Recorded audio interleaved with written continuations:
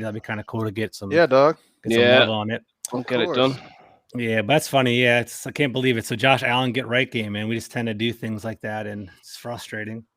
It's frustrating as hell. So yeah, for those of you that play Mutt, and for those of you, no one's watching you yet, but basically for those of you that play Mutt, basically Josh Allen is a 91 NFL Player of the Week, and it all happened because of us. So Jesus, that's tough, man. It's tough.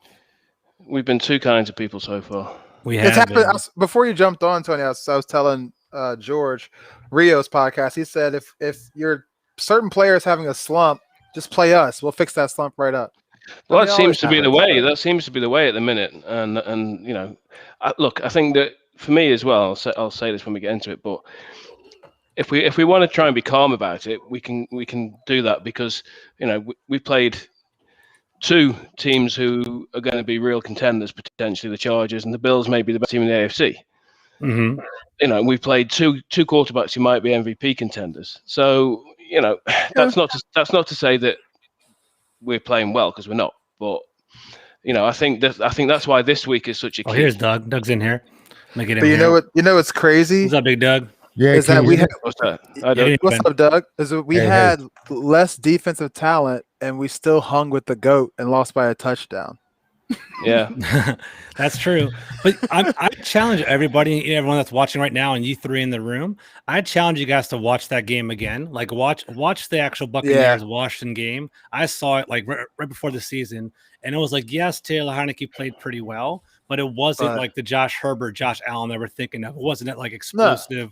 He played a good game. I think it was more of an unexpected, like this guy's performing pretty well given the standards and expectations, as opposed to like he's a Dak Prescott right now, or he's like a Josh Allen is dominating right now. It wasn't really that regard. So he played well, and he's basically playing the way he's played the first 3 weeks of the year. But I don't know if that's like a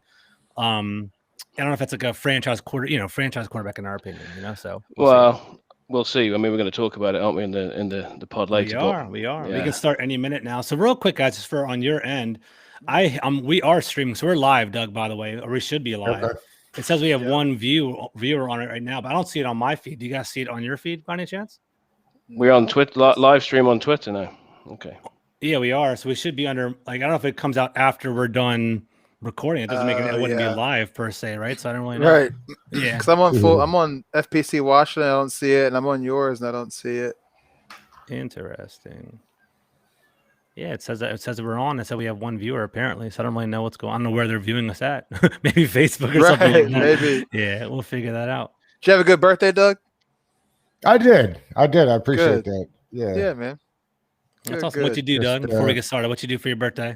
Yeah. We picked up some seafood, and my wife whipped it up at the house, and then we just sat around with the dog and drank some wine. Hell yeah, there you go. It sounds that sounds pretty good. Yeah. Cool. Are you guys all ready to rock?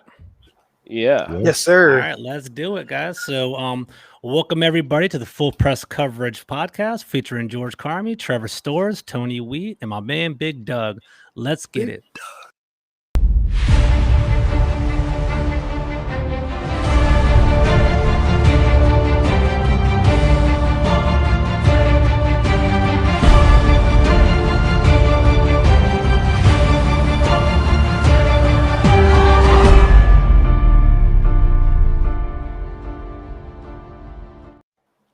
What's up, everybody? We are here today with our Full Press Coverage podcast, a little middle of the week podcast to kind of ease our stress after a pretty difficult loss that we faced last week against the Buffalo Bills. I'm here with my man Trevor. How you doing, Trevor? What's going on? No, not much. Still upset, still hurt. I won't feel better until Sunday at 1:00. So, but I'm here. There you go. Glad that you are here, man. What's up, Tony? What's going on, man? How you doing? Pretty good, thanks. Pretty good. Yeah, just same as Trev. Kind of calmed down after Sunday a little bit now. Walk back off the ledge a little bit. So yeah, we'll be okay. And we're graced to have Big Doug here today, man. How you doing, Doug? What's going on? Good, man. Thanks for having me. I'm stoked to be here. You guys, I was shocked. You shocked me with that intro there. I wasn't ready for that. There you go. Nice, man. Some Game of Thrones stuff going on there. Definitely very epic intro. Very epic. Yeah. So I'm really happy to have Doug on here. Yeah, I'm very happy to have Doug on here. So way back in the day, Doug was one of the first people I've ever been on a podcast with, and we just kind of laughed the other day because I was on his podcast. We both come a long way, It's I think when me and Doug first talked, it was like no video. We're just kind of talking over a phone, and we recorded it and we posted it up, and look where we are, man. So we made some big strides. So happy to have you, Doug. Yeah, man. Thank you for having me, for sure. Of course, brother. Of course, brother. So let's all jump into it, man. So basically, it's been a rough start to the season. 1-2. All of us are diehard Washington fans. We really care about this team. We follow every single game, every single player, every single scheme that we do. Clearly, the season hasn't gone the way we hoped, and honestly, we're I don't know if we're at dire straits yet, but 1-2, getting blown out last week, things aren't going so well. So my big question is, I'm going to keep it really eloquent. What the hell is going on with our team right now? Okay. And are the problems fixable? Can we fix any of these situations? And I'm going to throw it to our first guest, Doug. What do you got, man? What the hell is going on with Washington right now? Well, I think they got ahead of themselves. For one, I think that they thought they were just come out and beast on people, but the league changes every year. The tape's out there, and we watch the tape, so they're watching the tape. Exactly. And there's a lot of change in the secondary. I forget, it was my brother said it to me the other day, and I really hadn't thought about it. I mean, think about the end of last year when this defense was really rocking and rolling, and it was Cam Curl, and it was Jeremy Reeves, and it was Jimmy Moreland, and it was Ronald Darby, and it was Kendall Fuller outside. Take a look at the secondary now. Who's in that mix? You got 2 people left in that group. So maybe it's just that the communication isn't there yet. I mean, it's obviously not there yet, but I do think that's fixable. No, 100%, Doug. I'm actually really glad you started us off with that. I actually was on What Gibbs FF podcast yesterday, Fantasy Football Intervention, and I was talking about that too. We're like, hey, what is going on? And why? We talked about zone defense in particular, and why was our zone defense not working so well? And I kind of hinted at what you said, Doug. I said, you know what, we take for granted that our defense has changed. We think, we have 7 or 8 starters that are the same from last year, but our back end, we have Landon Collins back. He was gone for our big run at the end of the season. We have Benjamin St-Juste playing on the boundary corner. We have, Kendall Fuller's kind of playing more of the slot now, and then Jamin Davis playing the middle linebacker. So, and Bobby McCain. McCain, exactly. That's a great call. Good job, Doug. Yeah, exactly right. He's so good. He's good. I actually like him. He's not doing too bad, and I think, but he's new. He's new. He's new. Exactly right. So it's you want to think that camaraderie and communication will kind of hit it right off the beginning, but maybe that's what we're seeing right now. So, Trevor, what do you got? What do you think? What the hell's going on in Washington? I think on our back end, from linebackers, some into the secondary, is miscommunication.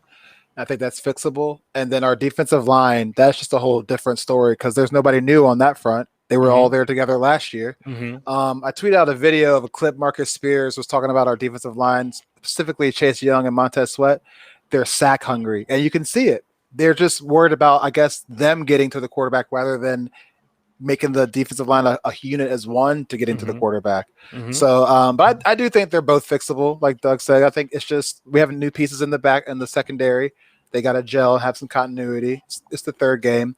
But defensive line, there's kind of no excuse. It's like you kind of switched up your whole technique from last year. You guys were beasts as rookies last year. And then it's like, yeah, teams have tape, teams are chipping you, but you haven't thought about maybe developing your game a little bit. And because people are figuring you out so easy now. So if they were just kind of come back down to earth, get back to what brought them there in the first spot, I think we could be successful.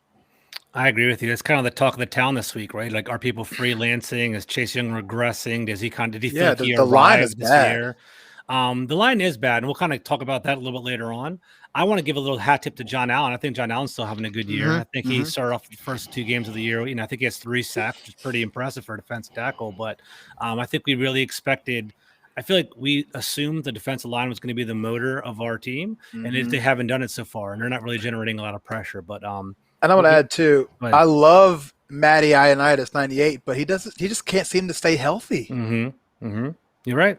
And he's a force to be reckoned with, but it's like, man, he just can't stay healthy. So and he's playing a rotational role. He's not really playing heavy minutes, and he's still getting knocked out of the game, which is pretty something to keep an eye on.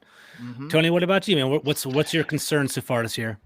I mean, I think as the guys have touched on already, I mean, from things change from one season to the next, but the back end of last season, the defense seemed to be playing really fast. It was really in a zone, and it was kind of, it was clearly playing well. Whereas at the start of this season, now we look as if we're playing more reactively and a little bit softer, and I think that might be a sign of the changes in personnel, the sort of the communication breakdowns that have happened. The Slayton drop catch in the Giants game. Were it not for that, we'd be 0-3 because that would have put us 10 points down with 6 minutes to go. So that's just one example of what the guys were alluding to there around the communication. So all the things you said there around are they freelancing?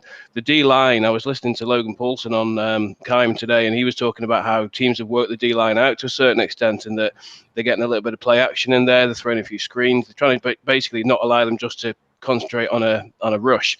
And he also said he'd spoken to one of the D line. He didn't say who it was, but he was saying that there appeared to be some confusion amongst the D-line around, whether they should be pinning their ears back and going, or whether they should be sort of trying to react a little bit more. So clearly at the moment, things are bedding in on that defense. So, and again, like the guys have said, I think it is fixable, because I think when you combine a little bit more time with the players gelling and hopefully the coaching staff making some adjustments, these guys obviously spend all week looking at the film and reacting in practice. So, I think the things are fixable. I mean, I'm not actually as concerned about the record. 1-2, 1-2. The Chiefs are 1-2. The Seahawks are 1-2. It's not great, but I'm more concerned about the performance than the record at this stage. So, there's the obvious things that everybody said. We can't get off the field on third down. We've conceded scores on nearly 60% of the drives. We've conceded a touchdown the first drive of every game, and the team's not really built to play from behind, and all these kind of things sort of contribute. So it's concerning, but and I've been pretty close to the panic button a couple of times after Sunday, but I've managed to sort of take the finger off the panic button a little bit now, and just trying to be a little bit more, try and look at the bigger picture a little bit more, and just kind of say, look, it's still early. Trying to be positive as well, because it's so easy to be negative, and so many people are negative. Let's not jump on that bandwagon and just kind of say, I'm not going to panic. I'm not going to panic until after this Sunday. So. Yeah, exactly. Yeah, Sunday's a really big game. We're going to talk about that today. It is. Yes, it is pretty big already, which is unfortunate. So we'll see. Tony, I like what you're saying. I think I'd like to think of each NFL season like a big storybook, right? And we basically went through 3 chapters so far. And clearly we can get right. You think, we have a winnable game next week against Atlanta. If we kind of pull off that win and kind of level out at 2-2, the world's our oyster. And I think we definitely can get right. I think the bigger part that you're talking about is there isn't a lot of inspiration from our team right now, right? You're watching the game and you're like, man, we snuck a win against the New York Giants. Okay, our defense the flag saved that.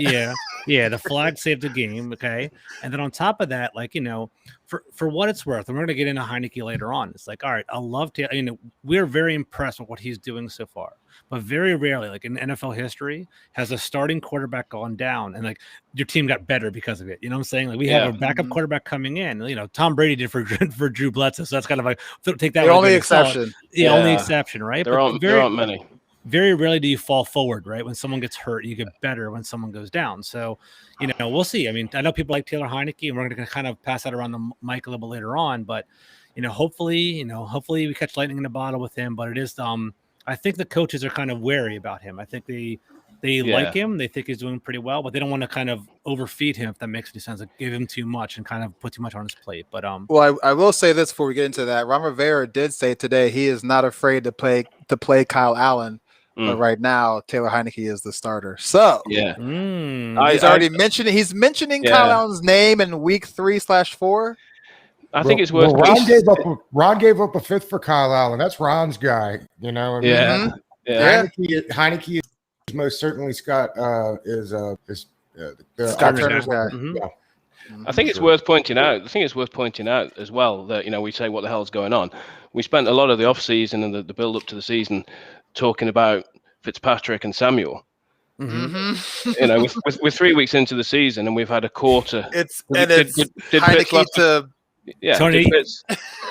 Tony, you nailed that, right? So 2 of our 3 marquee free agents are shelved for the year. We have been shelved for the year so far. It's definitely something to keep an eye on. So yeah, right. the whole idea was that it was going to provide, more diversity to the offense. It was going to provide more downfield threat to the offense, and the offense at the moment doesn't look that different to how it's looked before, really. In terms of, it looks a little bit stodgy, and it's not really it's not threatening to put 30, 40 points on a board most weeks. So so we should remember that as well. And Samuel was at practice today with full pads on, so that suggests that potentially may even play this weekend. Now, if that's the case, then that obviously gives us a little bit more diversity. But yeah, we've missed the 2 big name offensive signings that we had in the summer. I totally agree. So let's kind of keep going with our defense real quick for our next question, right? So we kind of hinted at it a little bit. Going in after 3 weeks, okay, we thought there was talk all offseason that Washington's defense would be top 5, top 3, maybe number 2 overall. We were hoping to kind of improve on our number 2 overall standing last year, right? We currently sit with 29th in yards allowed, okay, and 31st in points allowed. So not only are we not top 10, we're bottom 5, bottom 2, bottom 3 in regard to some of the biggest statistics in the NFL, right? So who is to blame with this, right? Would you blame the coaches or the players? And what's your comfort level and stress level with Jack Del Rio? So I do want to hear about that. And let's kind of start off with Tony. Start off for us. What do you think? Yeah, I mean, I'm going to sit on the fence a little bit and say that there's definitely aspects of both of it. I mean, I think to me, ultimately the players are the ones on the field, and there's been a number of issues with execution around communication. We've talked about that already. You would hope that will improve with practice time and with better understanding. To me, the defensive coaching, as I said before, I think we've been a little bit too basic now. In some ways, I think that we, again, listening to Paulson today on Keim, he was saying that there's some of the setups, there's very little in terms of adjustments. There's very little in terms of disguise of formations and coverages and things like that at the moment, from what he was seeing. And that, NFL offenses and offensive coaches are too good to just not take advantage of that. So I think that there's a certain amount of responsibility on the coaches, so they have to go and make adjustments in that regard. But the players have responsibility, and I think Trev touched on it as well before. There seems to have been a certain amount of players playing for themselves rather than the team at times.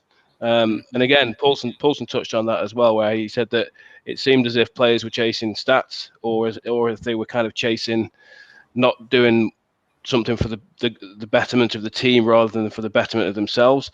Now, there is a concern that we bigged ourselves up too much over the off season because of the end of last season, and people did say that we'd faced backup quarterbacks and feasted on, to use a cricket term from over here, is a flat track bully, which is somebody who's very good against bad opposition. So this year we faced 2 MVP level quarterbacks in the first 3 weeks, and we're going to face we've got a murderer's row of quarterbacks coming up over the next few weeks. So, the defense was always going to be tested a lot more this season. And as Doug said, it's a different defense personnel wise, at the back end. So, yeah, I mean, I think that there's definite concern there, and I think the coaches have to. I think the coaches have to provide a bit more variety, but at the same time, the players have got to take responsibility for the execution. And the other thing that was of a concern, and it was something that I don't know if you saw, guys, but when Brian Baldinger pointed out this week, and Baldinger doesn't tend to be a hot takes guy particularly. He studies the film, and he came out and he was criticizing the effort of the defense. Now, it's hard to say. I haven't watched the film in enough detail, but that's got to be a real concern. If someone of his sort of level of respect is criticizing defensive efforts, then that's got to be a concern. Now, that's his opinion. Obviously, it might not necessarily be everyone's opinion, but to have flagged it up, there could be something there. So there's a lot of work to do on the defense. There really is. And again, I think just to conclude there, it's the players and the coaches who've got to get on the same page. And Chase Young kind of said that when he was talking about no BSing in practice with the coaches and the players. So everybody's got to take responsibility. Gotcha. Doug, what do you got? What are your thoughts on everything?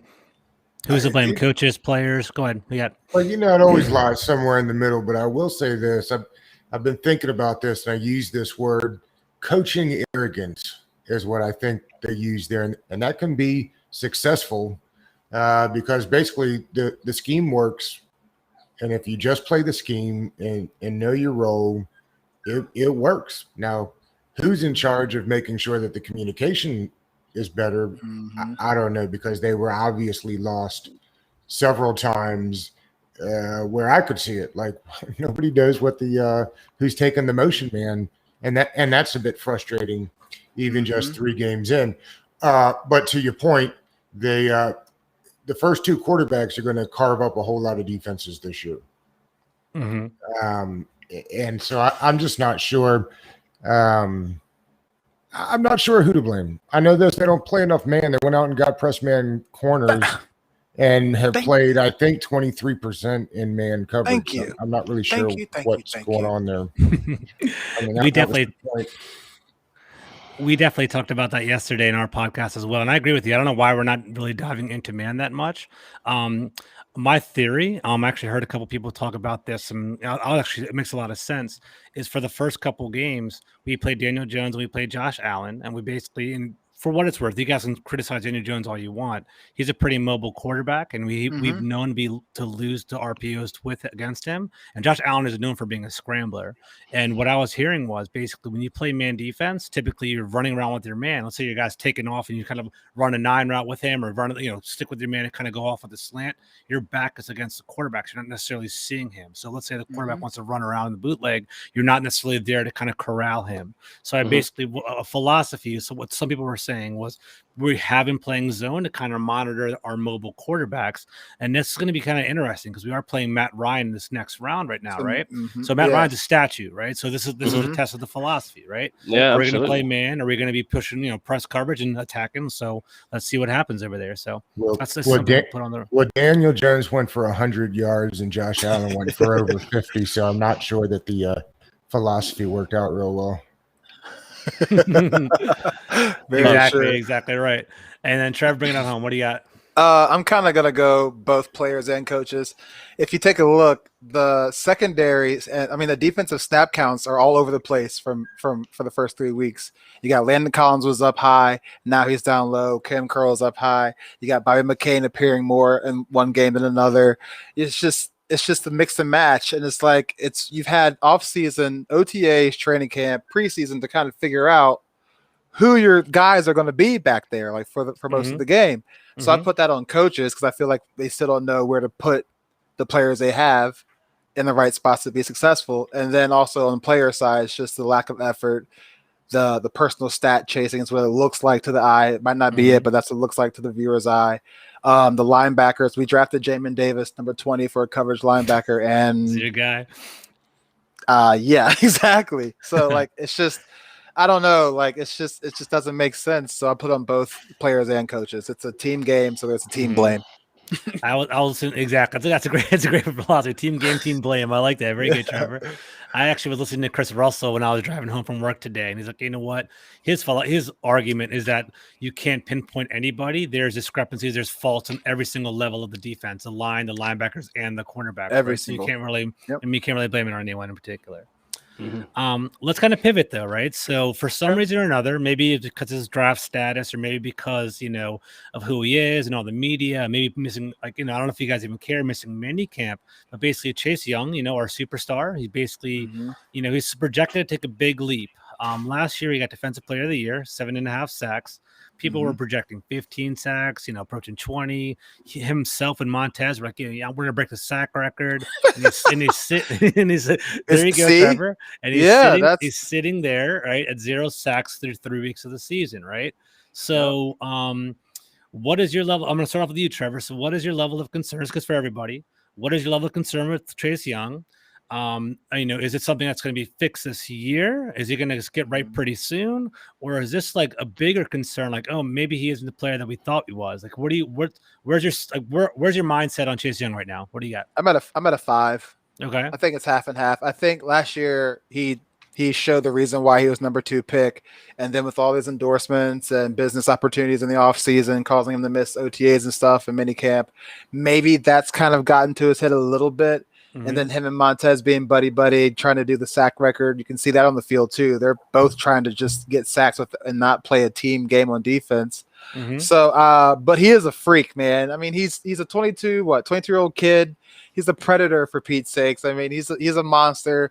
He showed why last year. So I think it's still fixable. It's week 3. Now, if this was like week 13 and he was like this with 0 sacks, then I'd be like, okay, he's not what he was made out to be. But it's a 5 right now for me. It's either up and down. It's literally his choice from here on out. He can either go up or go down. So I think that's a good point. And Doug, I'm going to throw it to you in a second, but I think it's a good point. I think the fan base, the media, I think, even the local fan base, like JP Finley and Ben Standing and all those guys, at their heart, they actually do. And even Pete Haley, I know these guys and I've met them before and, we followed them for years. They're from the area and they're passionate about the team, regardless of what you think of them and their coverage. So I think that they were hopeful and they had their hearts set and they were like, this is our shining star in Chase Young. And they're kind of having these emotional reactions. Like, he's not shining so far. And I think all of us feel that way. And it's like, it's week 3, people can get on hot streaks and kind of hit it as things go on. But the one thing about the NFL, it's different from baseball and, NBA and hockey, all the other major sports, is that we have one game a week. So if you have one game, boom, Sunday punches you in the face, you have an emotional reaction, and all week to talk about it. So, basketball the next day, you can just put your haters to sleep and stuff like that. Yeah, so maybe it's a little bit different. So, Doug, what do you think? How you feeling about Chase, man? Well, I think they'll get it together. I think it's like a baseball player that's in a slump, and then all of a sudden you're saying, oh my gosh, I'm in a slump. I gotta hit the ball. And now you're overreaching, and that doesn't help. I think also, though, the interesting thing about this is I think it has more to do with where the NFL is right now. Like, we put all our money into the defensive line, and the league is showing you through 3 games will just quick throw you to death. Yeah, that's very true. And so you could have the best D lineman on the planet, but if they're getting the ball out in under 2 seconds, I mean, good luck hitting the quarterback. Right. I mean, Drum Payne was explosive. 11 pressures, the gaps. Yes. And he couldn't sniff the quarterback, and he was so close every time, but it doesn't matter because then they'll just start screening you to death. That's the only problem with guys on the edge. That's why more and more you're seeing the interior pressure guys is being more coveted, is that it's just too easy with the guys to use aggression against you and just hit that. Yeah. It takes too much discipline to be able to wait on that screen when you're looking at the quarterback, Yeah. Also, why the hell is Chase Young dropping back in coverage? Why do they have him doing that? If you're going to run that 5-1-5, and I was vocal about using something like that, you're going to have to drop those guys from time to time. One's got to go, haven't they? Yeah. Okay. But you don't want to see it very often, though. No, because he's awful. But in fairness, if you're going to throw, the 2 DNs and all 3 tackles out there at the same time, somebody probably will have to drop. But the other thing is, George, they blitzed 5 times, I think, the whole game. I understand that you've got all these guys on the D line, and part of investing that is so that you don't have to blitz. But for goodness sakes, if you're not getting, you got to blitz. Please send the 5th guy. And if you're not sending the 5th guy, it's because you want to drop him into coverage. So then again, tell me why the middle of the field is so wide open if we're not sending the 5th man. Yeah, where is he? Yeah. And it was funny, actually. I said it in being snide and kind of joking during the offseason. Like, there was a workout video for Chase Young. He was dropping back in the coverage. I was like, dude, are we running a Greg Minuski defense? Like, why the hell is he dropping back in coverage? And then here we go. He's actually doing it right now. So I don't know what the hell's going on. So, I mean, I don't know. Maybe they're trying to utilize their strength. But I do like what Doug was saying. It's basically like the other people get paid too, right? Like, just every workforce, every job, people are competitive. They're busting their butts, and they're basically, the NFL's smart, right? So they know walking in, we have basically an elite, or quote unquote, an elite defensive line. How do you counteract that? You're not gonna run into the teeth of them. So you're gonna run like sweeps and outside handoffs, and you're gonna beat them with fast passes and screens, right? And they know what to do. And it just that's I mean, even if we had an elite safety or secondary, they're going to run up. They're going to counter by running at the heart of our defensive line. We have to learn how to. It's a chess game, and right now we're losing the chess game, is what I see. Yeah, our queen is in danger. Our queen is definitely in danger. Tony, you want to add on to it, or want to move on to the next question? What are you thinking? Just quickly. I mean, just echoing everything you said there, and I think that the old adage about sort of form being temporary and class being permanent. That at the moment, he's not started particularly well. He has made some good plays in games. If you do look, but he just seems to be getting blocked out of plays too easily, getting too wide, getting blocked beyond the play. So I don't know whether I'm not a defensive expert. I'm certainly not a pass rush expert, but whether he needs to look at developing more different sort of pass rush techniques, have more in his toolbox. Some of the great pass rushers have got so many different sort of moves and put a spin move in there. Yeah, put a spin move. Anything like that. But at the moment, from the tapes and the cut-ups I've seen, his technique-wise, he seems to be trying the same thing sort of time and time again, and it's not working. And if offensive line guys have worked that out, it's gonna be difficult for him to be consistently effective. I think that's what we're after. Is it's great to have the splash play here and there, but we want him to be consistently effective. And at the moment, he's just been disappearing from games too often. But the guy's 22, he's young, so he's got a lot to learn, clearly. But to be honest, the only thing I don't like at the moment is he's the sort of self-appointed leader, and that's great because he's quite a charismatic guy. And some of the comments around not the BS, bring it to me, and the coaching, all this kind of stuff.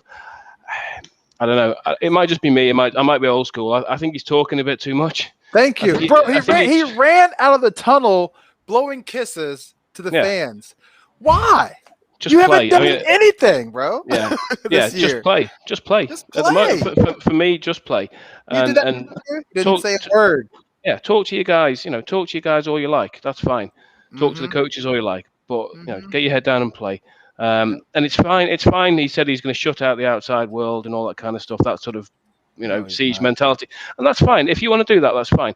But so long as he's listening to his coaches, I'm just slightly concerned, and I might have this wrong, but slightly concerned that he's almost perhaps, I don't know, believing his own hype a little bit too much. I hope he's listening to the coaches, and I hope he's watching the videos, and he's trying to watch the videos of some of the best defensive players, the Bosas, people like that, who have got so much more range in the game at the moment than Chase has, and says, right, this is what I need to be. This is what I need to aspire to. Shut out the fans and people like us who've all got big mouths and want to talk. That's fine. But learn from the guys that you need to learn from. Please don't be one of these guys with all the talent in the world that wastes it because you think that you're better than you are. I don't think he is that, but he needs to play. I mean, he might have 3 sacks this week and all's forgiven. It's not all forgiven, but we live in this crazy. We live in this crazy sort of short-term world. We deal in extremes. He's either the greatest or he's terrible. If he has 3 sacks this week, he's going to break the sack record again. So, Khalil Mack. Khalil Mack does not talk. Look at him. Yeah. Aaron Donald does not say a word, and look at him. So it's like, if you want to be that, put up or shut up. Yeah, just play, man. We'll see. I'll vouch. I'm not a. Come on, George. For one, whenever I played sports, I wasn't really a talker until someone initiated with me. Then I wouldn't shut the hell up. Like I basically I get fired up, and I can see that people using that as motivation and kind of like he's firing himself up. Just don't blow kisses to the crowd.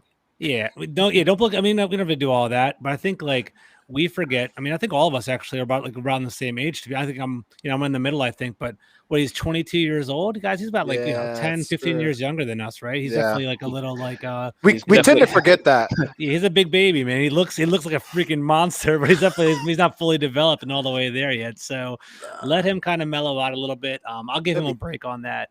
And I do think he's athletic enough to add to a skill set. I think he is the real deal. But I just think he just I think right now he's in his own head. I forget which one of you guys said it, but almost his jump shot. Was it Doug? Where Doug, yeah. Or baseball. He's not hitting the ball. He's kind of in a slump right now. I think he'll get it. I think he'll try new things out, and I think he'll be fine. I think he'll right the ship when it's all said and done. Yeah. All right, so let's move over to our next polarizing topic of the week. So, I got slaughtered for this. I was telling Trevor before this actually started.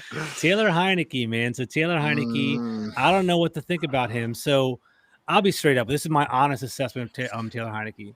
After the Giants game, I believed. I really did. I was like, you know what? Like, I was super hard on him going into, I was like, I don't even know why I was so hard on him. I was like, you know what? He did good against the Bucks, but I was like, you know what? I'd rather have Fitzpatrick in there. I'd rather have an established veteran. I'd rather have someone that's seen it all and done it all. And hopefully they're intelligent enough to kind of dissect the defense, right? So I was disappointed when Fitzpatrick, like, people were excited when Fitzpatrick was down. Nah, I was disappointed. I'm still hurt. To be honest. I was disappointed, right? You can't be excited. Walking away from the Giants game, I was like, you know what? Taylor Heineke, you look pretty damn good. And I was like, you know what? I'm going to put my emotion into this. I'm actually going to start believing in him because I think he can do it, right? I still think he can generate offense, and I still think he can navigate our team.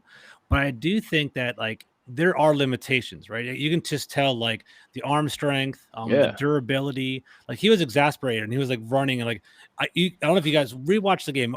Those of you watching, those that are going to watch, like, he was, like, taking unnecessary hits. He was getting frustrated. He was throwing interceptions. And I was like, I saw a chink in the armor, and I'm kind of concerned moving forward. So I can see him being like a quarterback that can navigate this year, but I don't necessarily want him in 2022 moving forward and kind of going along that route. So it's kind of what I'm thinking. Let's start off with Doug, man. What's your feeling on Heineke? I haven't really talked to you about it so far this year. What are you thinking? Well, it's funny because if you don't love Heineke, then you're a Heineke hater. But the reality is, I mean, other than a Bucks game, I mean, what games has he won? And I understand. Thank you. I know wins aren't a great stat for quarterbacks, but still, I just don't understand what there is to really be. And listen, if the team was so super excited, they wouldn't have tried to get every quarterback that was available this offseason. That's true. Yeah, that's true. 100%. First day, Fitzpatrick on the first day of free agency, they missed out on Stafford and Darnold. Yep. It's a great point, Doug. Great point. But listen, I think he can do it. I think he cannot do it if he's not, one, willing to throw the ball away quicker, and two, use his legs. 100 yards rushing he could have had on the day there if he'd have gone. That first interception, there's 20 at least yards right up the middle of the field. And all opened up, didn't it? It did. It broke wide open. And I'm sure Scott Turner's saying, the only reason you don't play is because you get injured, right? So take care of yourself. There's taking care of yourself, and there's totally eliminating. I mean, he's a 4.55 guy. There's a reason. I mean, there's one thing that you're fairly decent at, and you're not going to do it. Like, I don't know. I would be using all the tools I had if it was me. Absolutely. I got you. Good point. Great point. But I think he can do it. Yeah, I mean, I'm like, that would be great if he could. I think the fan base that'll be a great story for our fan base, and that would kind of unite us as a group. Like, hey, man, Taylor Heineke is going to be our quarterback, and everything's going to be roses and things like that. But I don't know. I feel like I was kind of worried. There's one play in particular. I forget what quarter, maybe third quarter. We were down, and Heineke ran. And I remember, like, he kind of threw, he threw and initiated a forearm shiver into a Chargers, like, cornerback or safety or whatever it was. And he kind of, you could tell he had like a stinger and was kind of in pain. I'm like, dude, he's a small guy. Like, doing that in week 3. We have a 17 game season ahead of us. There's one bad hit, and he's not going to be there anymore. So I'm kind of worried about that. But that's just me. Tony, what do you got? I don't think he's the quarterback in 2022, though. Tell me. No. Like, your personal opinion, or you don't think the coaches want to go that route, Doug? What are you thinking? I don't think the coaches want to go that route. I would assume that they'd be interested in bringing Fitzpatrick one more year if they draft somebody. That'd be interesting. That's the crazy thing about this hip thing with Fitzpatrick. The reasons that he didn't play in games wasn't because of injury. There's always some young draft pick right behind him. He's been durable. Right. This whole thing. Of course, leave it to us. You're cursed, man. At first I thought it was our name before, like some sort of voodoo curse against us. It's the stadium in itself. We even got a new field, and we still lost somebody for almost the whole. It's like FedEx voodoo, man. Yeah, something going on, move it or something, bro. I don't know, man. Maybe it's just bad karma, like you're treating people wrong for a couple of years, and that's what happens. I have no idea, man. But hopefully it gets right soon, man. So, Tony, man, what are you thinking? So is Heineke the guy? Is this who Heineke is, or was he pressing last game, or what are your thoughts? Yeah, I mean, my view on Heineke hasn't changed since we last talked about it, and that I don't think he is the guy long term, 100%. There's no question for me that he is the guy 100%. I think he is capable of, as he showed in the Giants game, he's capable of making plays. He really is a playmaker. But I think the problem that he's going to face is one that we also said that, once you put a run of games together, you put a lot of tape together, teams are going to start watching him. And it started to happen against the Bills a little bit, certainly on one of those interceptions where they're going to watch him and they're going to see what he likes, what he doesn't like, what he's good at, what he's not good at. And they're going to start trying to take away the things that he's good at. And if they do that, perhaps you take away his first read, or you take away, his favored side of the field or whatever, then it makes it more difficult for him. And I think the longer that goes on, the more likely that is to impact on his performance. But yeah, look, he did okay. He was great in the Giants game, in the same ways he was great in the Bucs game. But I would never judge. I suppose, having said that, he's not the quarterback of the future, I would also say that he's only played 4 games. I was just thinking that's totally fair too. Totally fair. Yeah, and maybe we do need to give him half a season or a full season if he gets that, if it's his injuries worse, to make that judgment on him. But we're all kind of hoping for the miracle Kurt Warner, undrafted free agent guy who comes in and lights it up and becomes a whole. And I just don't see that. I don't see any of those signs. I see a good, honest player who is a backup quarterback around. That's his level, and he's a dependable stopgap. I agree. That's really funny. It's just got a little side joke right here. So people were lighting me up. Like, I said something very nice. I was like, Heineke is a fighter. He did really well. But not necessarily the franchise quarterback. And like someone was like tagged Washington NFL the handle, like, hey guys, hire this guy as a scout. Like, screw you guys. I wasn't even doing anything wrong. I was like trying to get him a compliment, right? And somebody was like, Patrick Mahomes struggled too. And the Heineke hive is ridiculous. Heineke hive is mean, dude. I was like, what's going on right now? Montana, man, they will come after you. They gotta be hard. I guess tagging me to Washington football teams. Jeez, I'm like, all right, cool, man. It's like that. Huh? All right, cool. All right, Trevor, what do you got, man? Heineke hive or Heineke hater? Where are you at right now? I'm a Heineke hater, bro. I mean, let's just keep it real. How many teams has he been on before he came to us? Honestly, how many teams? Like at least 3. Several. Panthers. Okay. And he's on the XFL team. XFL backup. Yeah, XFL, right? And where was he? Backup in the XFL? Yeah, a backup in the XFL should tell you everything already. But anyways. So then we sign him. He comes in as a backup quarterback for us last year. He comes in and plays well against the Tampa Bay Buccaneers. You then extend him in the offseason. So you have him for OTAs, minicamp, training camp, preseason, which you got a lot of action in preseason. And now 3rd week into the season, I literally see no improvement.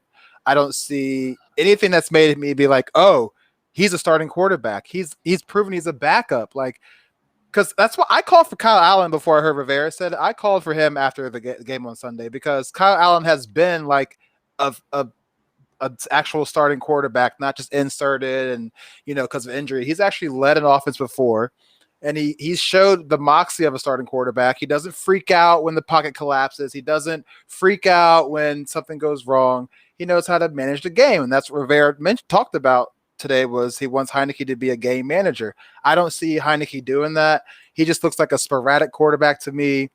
I don't see any improvement. There's a reason why he was doing math homework before we signed him, right? I mean, backup or not, he wasn't in the league at all.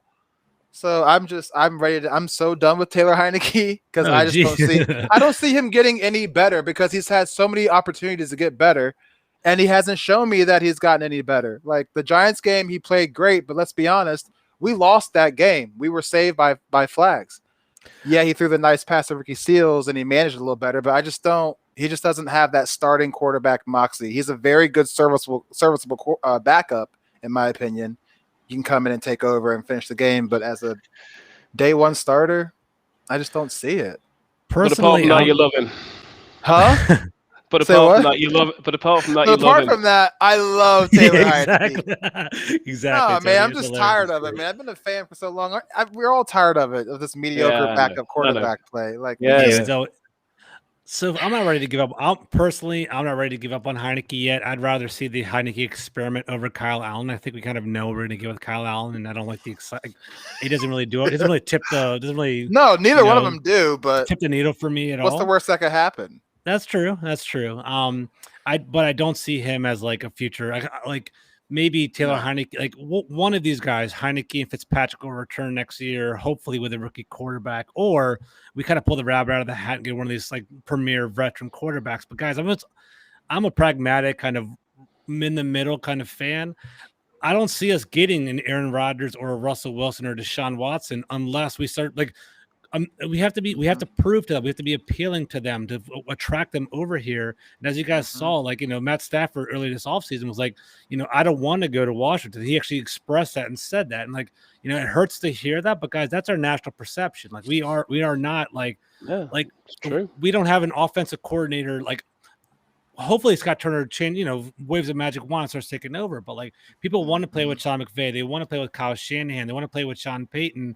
Like, we don't have that draw here. Like what our defense could have been like if our defense was dominant, like we have a Super Bowl defense, I can come in and change it, but we're not even showing that right now. So we definitely have to bring something to the table, and we have a couple, we actually have a long season to go, but that's kind of where we're at right now. Yeah. And then it's the defense's job to do that in my mind, because Scott Turner, again, I mean, that poor guy, I mean, how many quarterbacks has he had to try to teach the system? Yeah. In 2 years. I mean, in 2 years. I think the system works nationally. I think people around the NFL think the system works. And there's actually weapons on that offense. So that's why I really feel like if you're trying to get one of these premier free agent quarterbacks, which I kind of do think that's the role they wanted to go, the Tom Brady effect, if you will.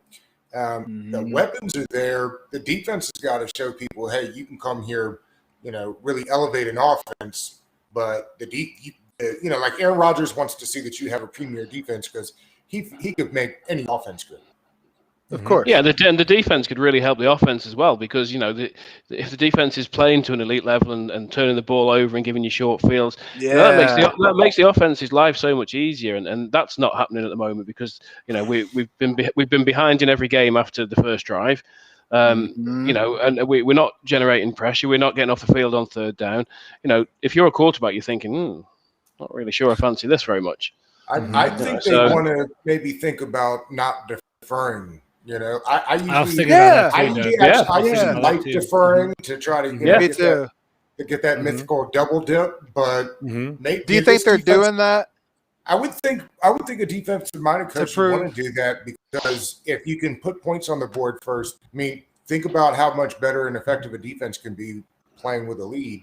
They're just never playing with one. So I wonder if they would try to defer one time so they could put some points on the board, let the defense play a little more freely. Have something to play for rather than they just came down. I mean, game script matters a lot, because like Sunday, for example, Gibson had the 73-yard touchdown from the screen, but the running game was non-existent. We were 21-0 down, in however many minutes it was in the game. So that straight away the game script flips, and that takes your run game out, not completely, but almost entirely. So it's all about, it's cliche, but it's all about complementary football. And at the moment, there's no complementary football going on with the team. And like the body language coming out of the locker room at halftime, we're only down 2 scores. It was like they already knew the game was over, so they were just like, well, let's just go finish the game because we're here.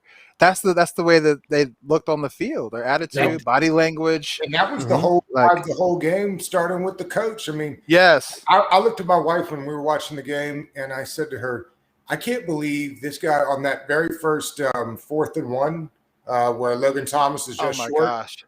And he's either thinking about going for it, and then he wastes a challenge. Everybody knew that wasn't good. To me, he was nervous, like, oh, my God, we've got to score right now, and I've got to do somebody. Because my defense is bad. The whole side was nervousness all game long. I felt it all game. So, I think also because I think it had something to do with going against Sean McDermott, too, because they were buddies in Carolina, and he probably wanted to look like, I didn't really need you. This is what I can do without you. And it's like, nah, Ron, you might need a Sean McDermott back in your life. You do, man. You do. Good point, Doug. He was very nervous. They were very nervous. Ron was like this the entire game. He wasn't up and down the sideline, not really vocal. He was just Doug, that's a very good point, bro. That's a good very good point. So let's kind of bring it on home. So we're coming to that hour mark. So I want to kind of squeeze in 2 more questions before we get to our, And I got to bounce over after district too. No, it's all good. No worries, man. So On to Atlanta. Okay, we're going to Atlanta next week. Washington has been shredded by 3 different quarterbacks over the last month, and now we're facing, a savvy veteran quarterback. He may not have what he used to, but Matt Ryan was for years and years a steady, great quarterback. What is the key to success to beating the Falcons this year? We don't have to necessarily revolve specifically on Matt Ryan. There's Kyle Pitts and Calvin Ridley and Mike Davis. Mike Davis, I'm not really too worried about, but if you were a coach, what would your key to the game be? Like, would it be establishing the run? Would you have to kind of change your scheme up a little bit, focus on certain players? Let's start off with who is my number one this one? Trevor, what do you got for this one? We need to put Matt Ryan on his ass. Mm-hmm. That's literally, I'm sorry, I hate to be like that, but we need to put a quarterback on the ground. Mm-hmm. Yeah. He's already a statue. He's already getting older. So if we put pressure on him and make him feel the pain a little bit, those weapons he has might not be that effective because he can't get them the ball. So literally, if we just get to the quarterback, I think we'll be way better than we were the past 3 weeks. The whole narrative of this season was our defense was going to dictate the pace of the game and dictate the narrative of the game. And our defense has been, they've been doing the narrative, but on the wrong end. We're just it's like a horror story. We're not necessarily doing what we're supposed to be doing. They were getting dominated, right? We are not dictating the pace. We're being dictated too. We've been getting punched in the mouth, and that's not what we need to be doing here. Honestly, it's probably why Taylor Heineke is playing the way he is, because he has to play from behind and play urgent from the get-go. I mean, he should anyway, but now he has to now the whole game plan might be changed because they have to fight their way back into the game, take away from his game, so it's definitely the defensive line. They have to put Matt Ryan down. They have to. All right, so Trevor's key to the game, put Matt Ryan on his ass. Check. We got that control. Yeah. Perfect. All right, cool. Tony, what you got, man? First and foremost, start faster. We've been behind 7-0 every game so far. And if we do that, we've already talked about game script. We can start off well. We can establish the run. We can use Gibson. The offensive line is actually playing reasonably well. It's been a relative bright spot. So I would very much look to try and have a little bit more variety on offense. If Samuel's playing, that might help. But get Gibson involved early, get him some touches, get him some runs. And then defensively, we just need to attack more. I think we've kind of talked about it. We've been too passive. We've been too standoffish. We've been too reactionary. And, a lot of that is down to the communication and things like that we've said. They're thinking and they're not playing too much at times.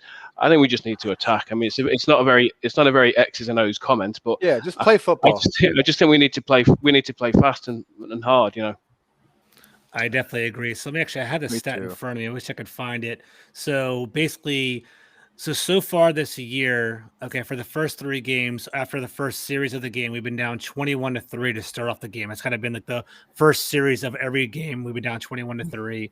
And the first 9 games of last year, we were outscored 67-23 in the first quarter. So clearly the first quarter, I don't know, that's something to keep. All of us are content creators, and something we kind of are constantly monitoring.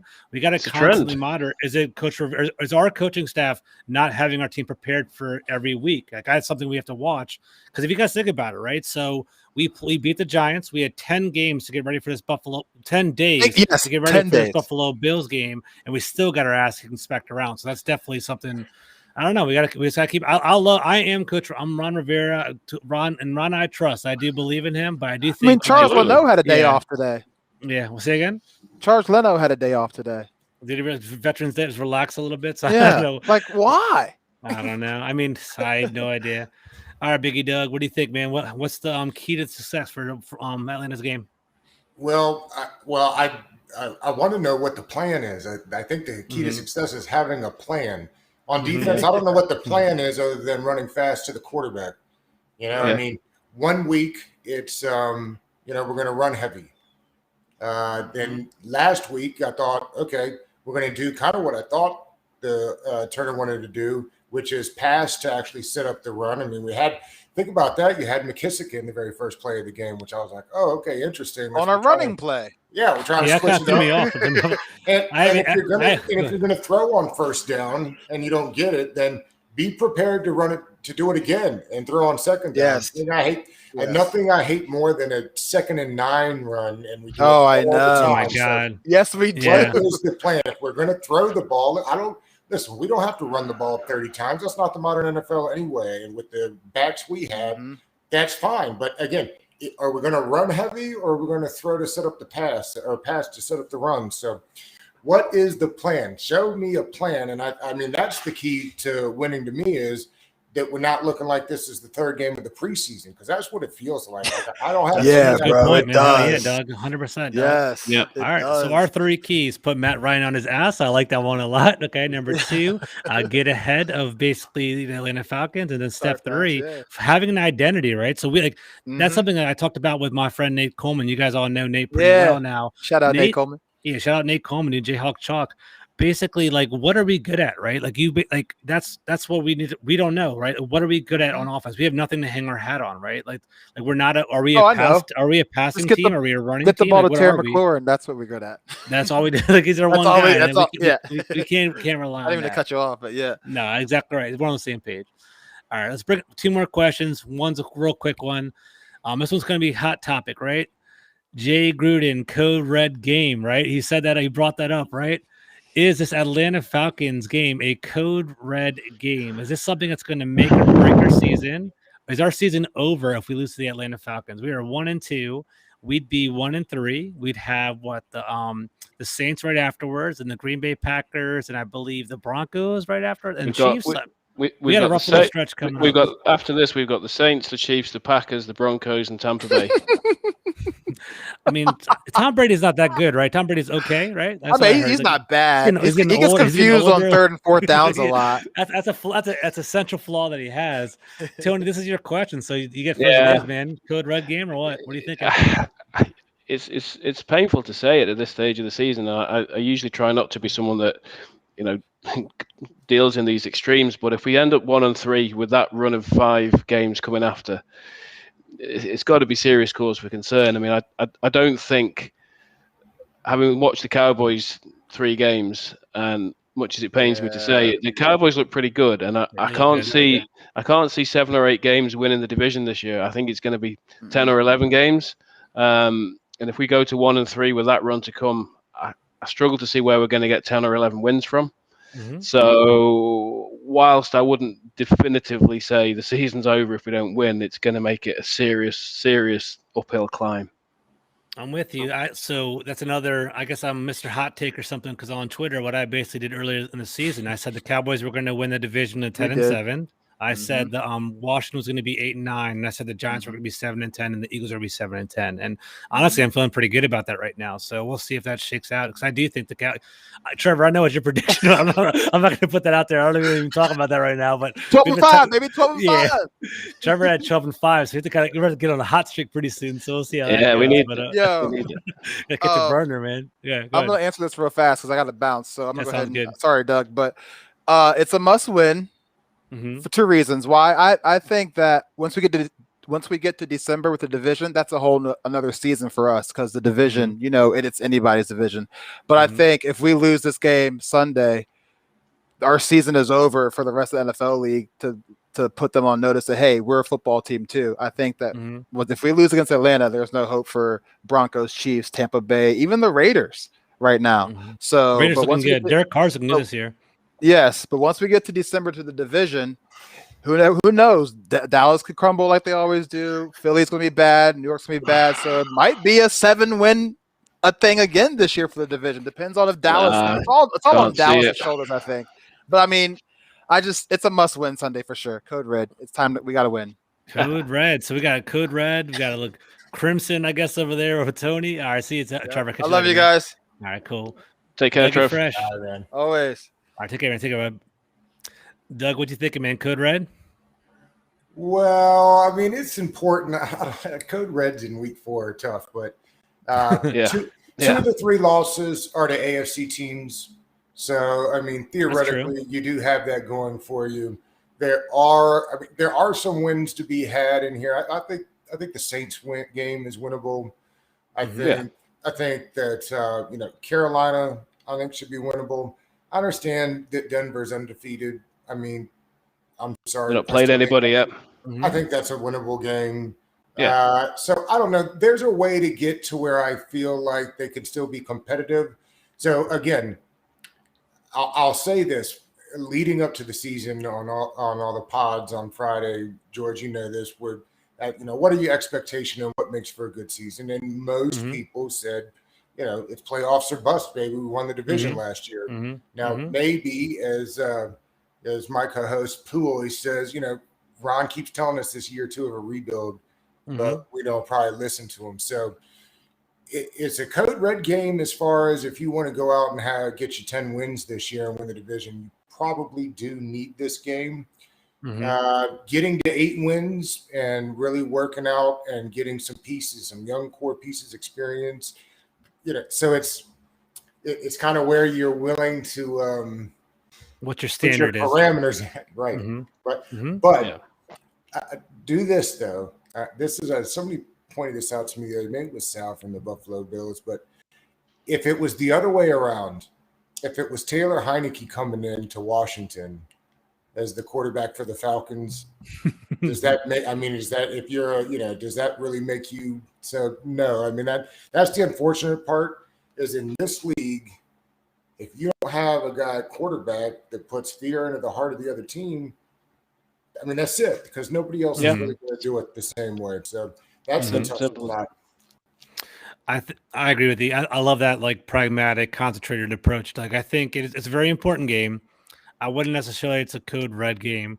It would hurt to be 1-3, but I think by the paper, being like empirical and look at the numbers. Like I think you can always dig out of that hole. It's not the end of the world. And ideally, you could always steal some games later on, right? Let's say we beat the Saints, or let's say like for. Well, I might say we'll see what the hell happens, but let's say if for one reason or another the matchup works well against the Packers, or we're driving Aaron Rodgers crazy, or we knock him out, or something like that. You never know what's going to happen. So I wouldn't say that the game is like it's over yet. But like if we are trying to be like our credibility is kind of shattered now, right? Like walking into the season, it was like Mike Greenberg was like, "Oh, you watch out for Washington. They're the dark horse team, and the 49ers this year, and they're kind of going that route." That quickly faded fast. And so we are not intimidating. If we want to be a division contender, this would be you have to win the games you're supposed to win as a division contender, and you have to steal a couple here or there to kind of be that like up there, right? So that's kind of what we need to do. So if we want to be somebody, if we're trying to hit that 10-win plateau that you guys are both talking about, this Atlanta game is important. So this game definitely will reset expectations. Yeah, well, absolutely. One way or the other, Doug, right? So either like we're going to be a really bad team this year, or we're back in the mix again. So I definitely see. So last question to because we're at that hour mark, we're going to bring it on home. Do we win the game, and what is the score prediction? So Doug, we'll start off with you. What are you thinking? I do think that we win this game. I think it'll be tough because they've got tight ends down there, and we just routinely, historically don't do well that way. But I think we pull it out something like 27-24. I think it'll be a close game. Okay. I kind of like that. Tony, what are you thinking? Yeah, I agree that I think we'll win the game. I thought Doug was actually going to take my score there because I got it down as 27-21.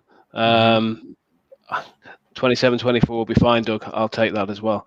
I think that it's a game that we should win because I think we should be able to get a bit more offense going. And I think that the defense has got to be so hyped up for this game. If they're not ready to come out and absolutely kill somebody this week, then it's time for those boys to go home. So I think it's a reaction game. It's as Doug said, it's a resetting of expectations because if we win, all of a sudden things look a bit rosier. If we lose, it's 1-3, and geez, Twitter will be crazy. Twitter's going to be a miserable place for a very long time if we start falling to 1-3. I agree with you guys. I do think we're going to win this game, and hopefully we didn't jinx the team. I don't know about the score. You guys are on the right path. I think we're going to score, 2 or 3 touchdowns, 2 or 3 field goals. So let's put that at like 24, I guess, 24-17, something along the lines like that. I think Washington's going to pull out that win. So, guys, it's been a fantastic time talking to you. Doug, good friend of mine I met, very knowledgeable, had an awesome time on this podcast. Break it down, man. Doug, where can they find your content? What are you up to these days? What's coming out pretty soon for us? Yeah, well, thanks for having me on. This was a blast, and I feel honored because I know you haven't had too many people on this thing. You're my main man, dude. Yeah, there you go. One of the top 5. Thank you, Doug Fresh. Of course. So, all over social media, anywhere you get your content, it's at Big Doug Show. Put out 3 shows shows a week, a recap Sunday, an opposition Wednesday, and a preview Friday. Tomorrow, we've got Chris Russell on early in the morning. He's going to drop by real fast, so we'll get prepped with him for the game coming up. Excited about that. So just looking forward to a good game on Sunday. Yeah, for sure. Thank you, Doug. Appreciate it. Tell you what's going on with you, man. Yeah, you can get me at Tony J Wheat on Twitter. Always trying to comment and give a view here and there. Was too depressed to write anything after the Bills game last week, which is bad, but I should probably have put something down. So I promised to get something out after the Falcons game this week. And I love doing these podcasts, and would love to do more, and just love talking about the team. So hopefully we've got some good news to talk about next week. Exactly right. And guys, I'm going to bring it down home. I'm George Carmi at GCarmi21. I'm the managing editor of FPC Washington, which I write with Tony with. I'm head, we host this podcast as well. You can find all of our content at FPC_WSH for Washington. And guys, we'll have some content out for you this week. And, thank you for listening to us. All right. Have a great night, everyone, and take care. See you guys later.